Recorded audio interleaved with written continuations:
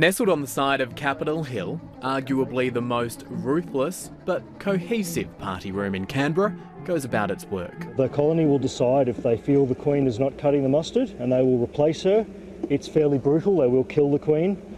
There is no movement to the backbench for ex-leaders. It's an approach to party management unlikely to be adopted inside the walls of Parliament House, but one that ensures this production line ticks over as efficiently as possible. Honey up the top, and you see the glistening honey here? The prolonged drought, searing heatwaves and devastating bushfires have ripped through some of the most abundant supplies of pollen across the country, making life for the average honeybee incredibly difficult. In Canberra, add in last month's damaging hailstorm. This roof was smashed, the other roof was smashed.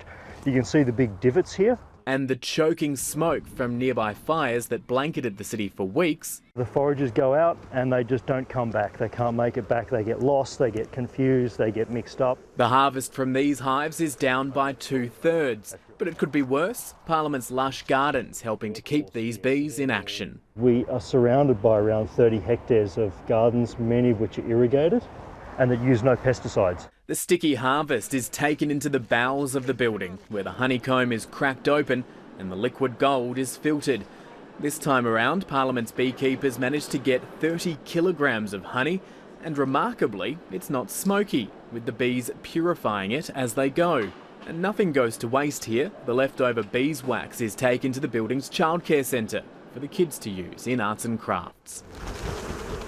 The small hives here are home to around 3,000 to 5,000 bees, while the larger ones are holding 30,000 to 50,000 of the winged workers.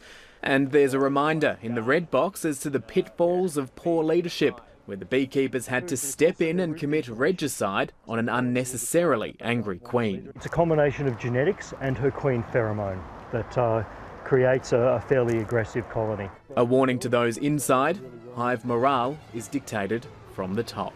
Matthew Doran, ABC News, Canberra.